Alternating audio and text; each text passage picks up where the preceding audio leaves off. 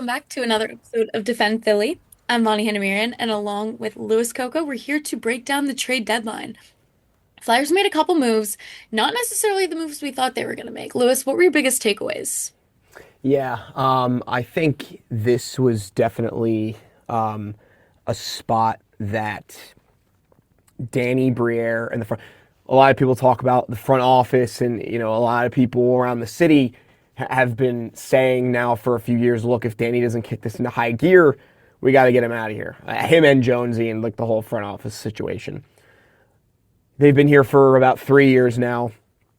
I thought with this is kind of going back in time, but I thought with the Zegras trade, maybe Danny kind of showed his savviness because he waited and waited until Zegras' stock was really low, and then ended up buying on him very low and hit on a great trade, and traded away almost nothing.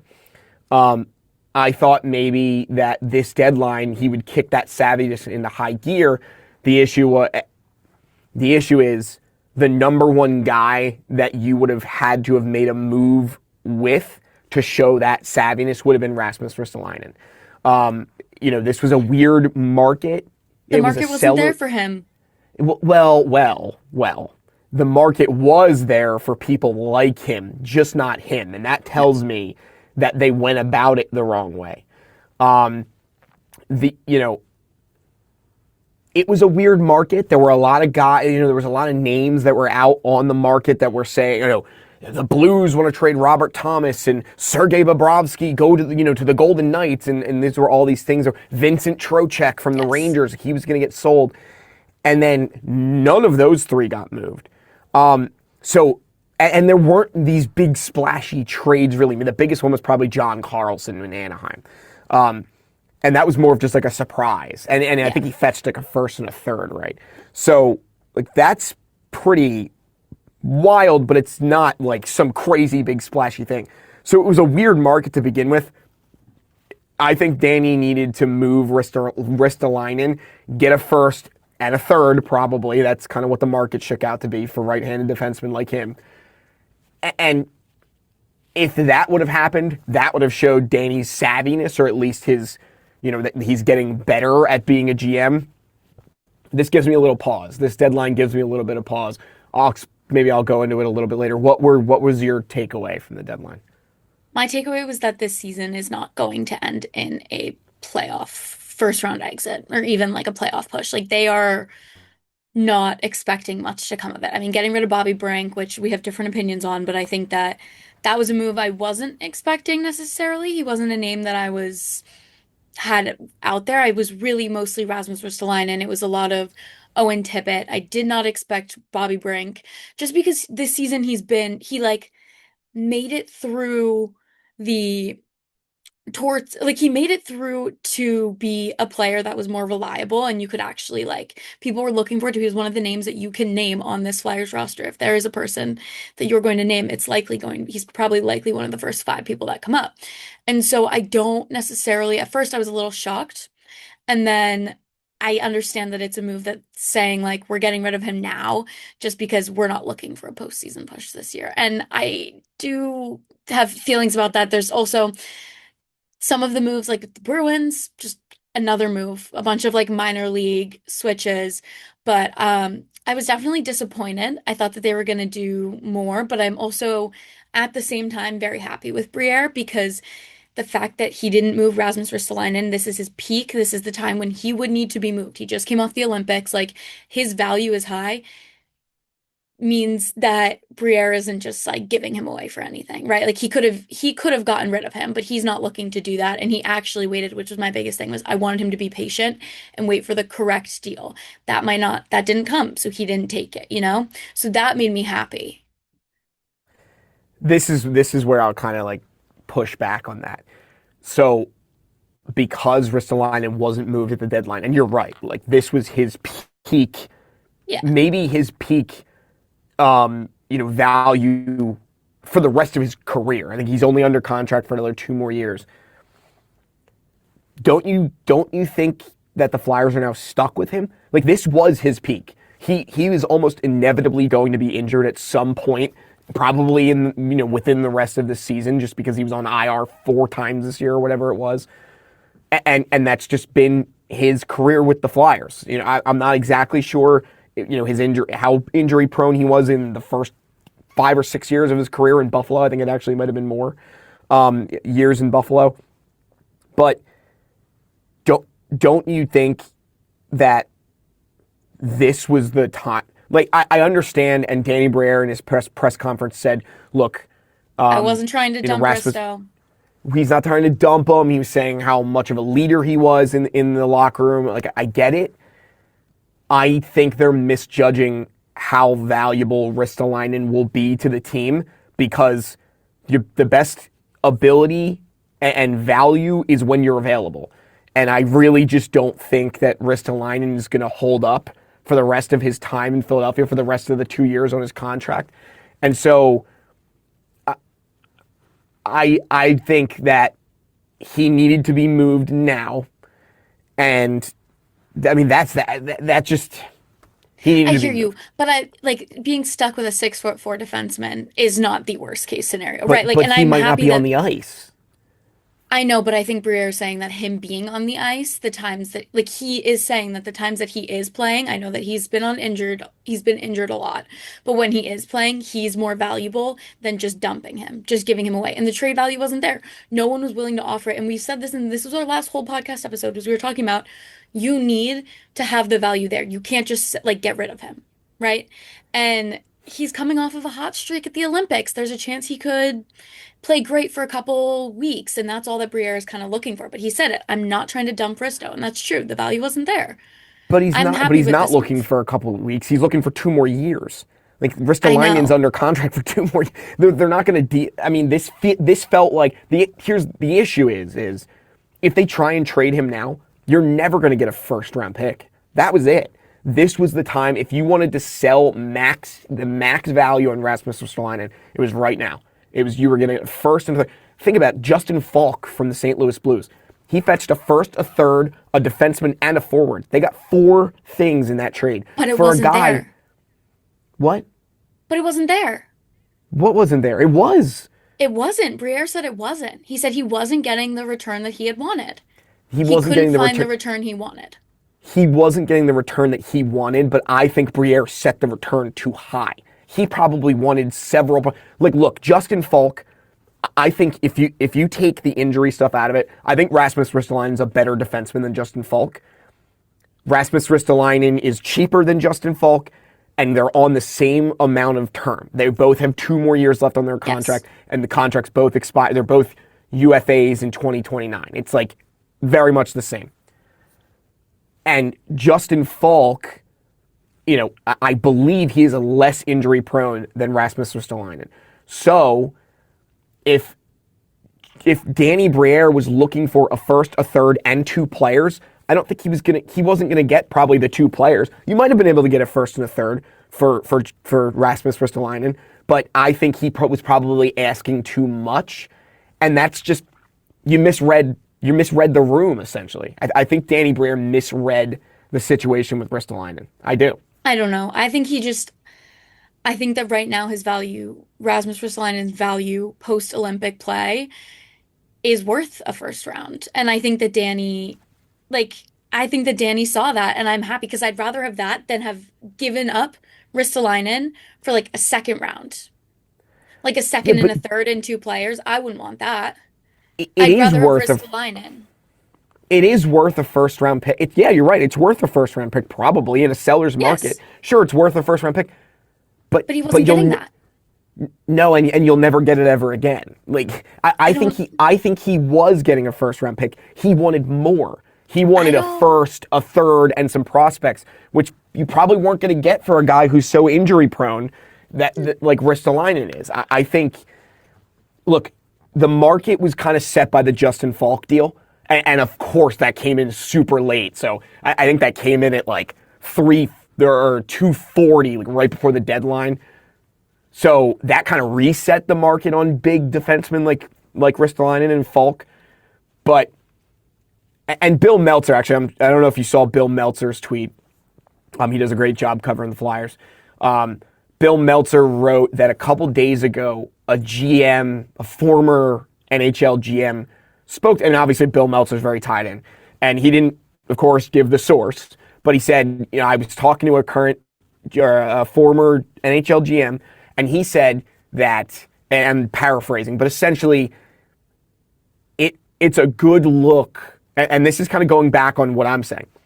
What this former GM said to Bill was that it's a good look when a GM sets a price and doesn't back down from it. The issue is he set the price too high. So that to me, that tells me that Danny wasn't understanding the sphere of what is going on. And okay, great. The Flyers feel that Rasmus Ristolainen is valuable in the locker room or whatever it is. Awesome. But if he When can't he's play on the the ice, game, he's valuable. sure, but he's almost never on the ice. That's the problem. Yeah, but you don't understand. That's like taking a gamble on it. It's like either taking a gamble and getting rid of him or taking, right? Like Well, taking a when he is on gamble, the but ice since the Olympics, he's been playing great and he's been great in front of Vladar. Like he has been. He's been a good asset. But I think the other thing that we need to take into consideration with all of this is Briere made it very clear that this season is not going to be some like miracle what we thought it was going to be, getting your hopes up postseason. We're that's still true. building, we're still adding pieces, and we're still getting rid of pieces. And this team isn't like a team that he thinks is going to succeed and win the Stanley Cup playoffs. I mean, no one did, but that he thinks is going to make the Stanley Cup playoffs, right? He made it very clear, getting rid of Brink, keeping Ristolainen, that he's still restructuring and finding those right pieces, and he's not going to settle for anything less unless it's the perfect piece, right? So we have Brink out, we have Bump coming up, and now we're kind of still developing and still learning. We still have like Zegras is still coming into his own. We have new players coming to our like this team is not ready for not the NHL. Like it's not ready. It's not a they are not a legit contender. And they know that. And Briere made that very clear with every single move he made.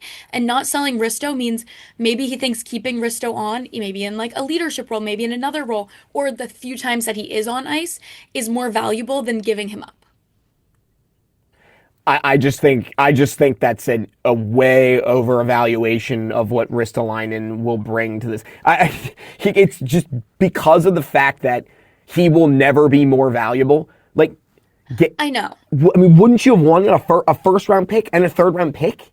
Like, Yes, but it's hard to know think about exactly that. what Briere was being given and what the offers were because Well, from my perspective, like for all we know, like we don't necessarily know what the offers were and what people were willing to give up. Maybe they were willing to give that up for Justin Folk and not Ristolainen. And Briere was dealing because of with the that. injury stuff, Or maybe. Briere thought last minute he could get a deal done and someone would cave and they didn't. And you're taking a gamble on that hoping that But last minute someone will. I I know what you're saying and I hear you, but like I also think it's so hard when you don't know the exact details of the market and what other GMs are sure. seeing within Risto and seeing for like or offering Danny. Like that's where it's hard. Yeah, I mean that's kind of all. I mean, we could say that about every I sport. I mean, know. we're only But going. The whole point of yeah, this is we can only go off of what we're given. So the information that we're given is Danny Briere. Well, it's not a sure thing, but according to the rest of the market, when a guy like Tyler Myers gets traded, a guy like and I don't remember the exact the return for Tyler Myers, but I think it was fairly similar. John Carlson, he got a first and a third. Like all of these bigger defensemen are getting a first round and a third round pick in return for them. And we have a bigger defenseman that was probably playing, maybe not playing better than John Carlson because John Carlson's consistently very good. I think he's playing better than Justin Falk, but you couldn't get anything for Rasmus Ristolainen. And that it just makes me feel like Danny was probably asking for like a first and a second and some prospects. Like he was probably just overshooting, which again, I think it falls back on Danny at the end of the day is he clearly misread something because unless teams just have these vendettas against the Flyers, but I just don't think that's the case because like the Anaheim Ducks got John Carlson. Like, not that I would have wanted anything necessarily from the Anaheim Ducks besides Cutter Gauthier. Not that he wants to be here. But, or maybe like a Leo, I would have he taken very like a much Leo so Carlson. doesn't want to be here. Well, I know that. That is an absolute, we're talking about things that may or may not be true. That is a fact. That is We a do know fact. that, in fact. We Yeah. can confirm that one. We can confirm that. There are Actually. very few things that we can officially confirm that we can. That is one of them. Yeah. I just think, I don't know, I just think not selling. And look, don't get me wrong. If someone was like, "Hey, Danny, I'll give you like a 6th-round pick for Ristolainen," okay, fine. Like I get not moving off of him for that, but you know, you're right. We don't know what he was being offered. It sounds like from the press conference, it sounds like there was probably some decent offers on the table. I think I read something too, maybe, and this is maybe speculation because I don't exactly remember because a lot's been going on since the deadline. I thought I read that it was not confirmed, but it was pretty good chance that he was being offered like a 1 and a 3, very similar package, and clearly stepped away from that. And I think that was a problem. Yeah. I But I agree get with you. your If he was point. being offered a first and a third, if he was being offered the same deal as Justin Falk, he should have taken that. I have reason to believe that I don't think he was, and that's why he was being hesitant because he believes Risto's value was more, and other GMs were looking at the injury history, other things, and I don't think, yeah, I'm not exactly happy that he didn't move him, but I am happy that he didn't settle. And maybe I he would, waited too long too. Because think about it, right? like, I mean, it Everything was was all happening these other. day of. Right, Everything right. was happening day of. I mean, the trades, like almost everything was happening day of, leading Yeah, up to the exact like minute. yeah, pretty Yeah, much. yeah, Yeah. it really was. What What did you think of the Brink for David Jiricek? What's your take on that? I'm excited. I like it. I think the giving away Bobby Brink is obviously not great. I'm not that happy about that. I think that that very much so makes it clear that he is not expecting anything from this team. But I'm excited for David's potential. I think that he is a type of player, kind of like, I don't know, I feel like he's like a type of player where, like Zegras, kind of where he could thrive under like the right environment. And this might be what it's his third team. This might be the correct environment for him. He was sixth in 2022. It's his third round. I think that this is a point where he could like Zegras, Drysdale, like those type of players where he can find the right team and thrive. And I think that he has a lot of development and potential. It's just kind of about fitting and getting that to come out. What do you think? Yeah, no, I absolutely, I don't. Okay, I almost said I absolutely. I don't absolutely love it. I don't think it was like this is like a great. I saw somebody on Twitter. What a big swing from Danny. No, not a big. It is not a big swing. I wouldn't consider that a big swing. But I actually don't. I don't dislike it. I think there's obviously a ceiling on Jiricek that is it's falling just because, to your point, this is now his third team in 4 years. He's only played 84 NHL games total. He hasn't found his footing in the NHL. From all accounts, it sounds like he's a slower defenseman, but he's 22. He's 6'4", Yeah. right-handed shot. Sounds like he's got a total howitzer for a shot. Like the kid can shoot the puck. And he's got a pet. I mean, not every guy that's taken in the first round or whatever round that they're taken in will live up to that potential. There's many examples of that. But he's got that is a top 10 pedigree. That's not something to just sneeze at. The other thing that intrigues me about this deal is that it was a 1-for-1. It was just a straight up swap. I think, I mean, obviously sending Bobby Brink for someone who was drafted 6th overall, if you don't look at the fact that he hasn't No. really blown up in the NHL, that's good. Hmm. I think the interesting part is and maybe trading him to the Flyers was an admission of failure, but the Minnesota Wild, do you know what they gave up for Jiricek, right? When Yes. they made the trade with Columbus, they gave up a first, a second, a third, and a 4th-round pick for David Jiricek. I mean, that's a heck of a package. Like, it's not like it was 3 firsts or something, but it was No. that's a pretty It's a good package. package. So, you know, the Minnesota Wild aren't dumb. Like, clearly somebody saw something in him. And maybe to your point, maybe he just didn't fit in Minnesota because they turned around and the kid that they traded a first, second, third, and a 4th-round pick, they're now trading to the Philadelphia Flyers a year later. So that doesn't maybe bode super well. But I also think that, I mean, Columbus drafted him 6th overall. The Minnesota Wild took that swing on him. I think people are clearly seeing things. They're seeing something It's out just of this about kid. bringing it out It's just and about getting it bringing to it come out. out. And this is the kind of deal, I mean, you could say with any deal, but this is the kind of deal where you gotta wait. Like, you cannot evaluate this trade until you wait and see. And it's, you know what Bobby Brink is bringing you. It's kind of about what the Flyers are getting and what they're going to be able to bring out of him. That is the big part of this. And so, like, right now, I like this deal. I think it has a lot of potential, but I could be completely wrong. And this could burn. And we could end up like, this could be bad, right? There are a lot of possibilities. Yeah, I mean, but again, to your point, I think the Flyers gave up on the season, which is in my opinion is the right thing to do right now.